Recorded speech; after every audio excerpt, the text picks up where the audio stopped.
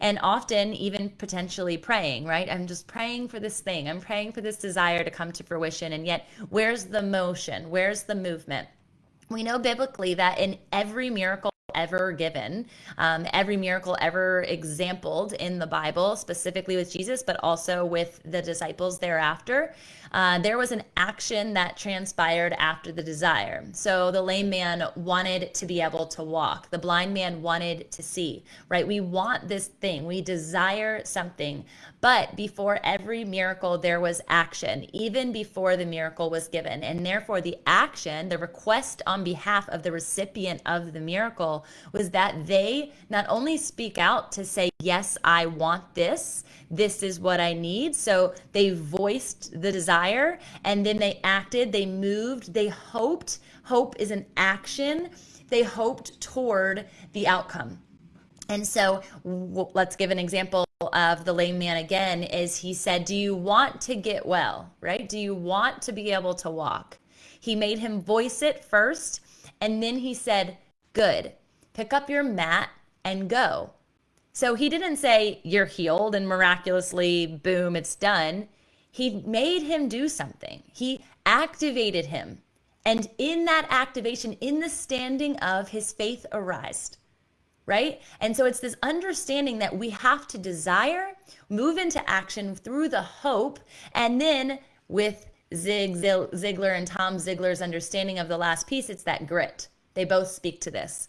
And I am not a hustle kind of person, right? I don't believe in the hustle. I think hustle eliminates rest, and I think rest is really important. I think Sabbath is very important.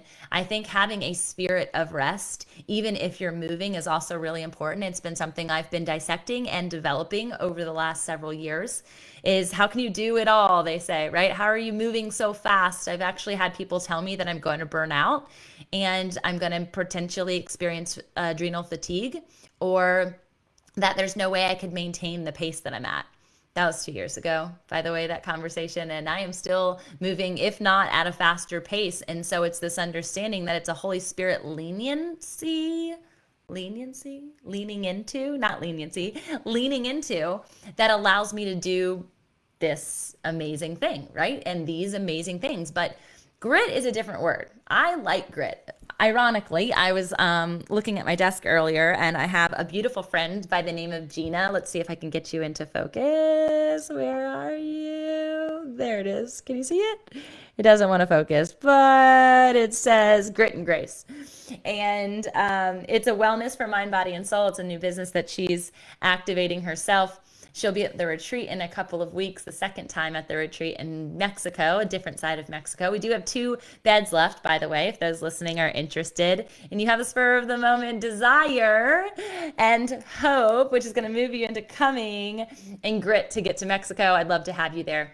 But this idea of grit is perseverance. This idea of grit is resilience. And I have a dear friend named Amberly Lago who was just speaking at the event this past week. And she's also spoken at Embrace Your Ambition in the past. She's just an amazing woman of God and has such joy about her. And she actually speaks to pace, which I was just talking about. But pace aligned to grit, I believe, is a God-fearing, God-founded understanding of activation. We do have to move. We do have to do. And it's, of course, a component of being. And I get that fully. I want you to be in your identity while also activated in your identity.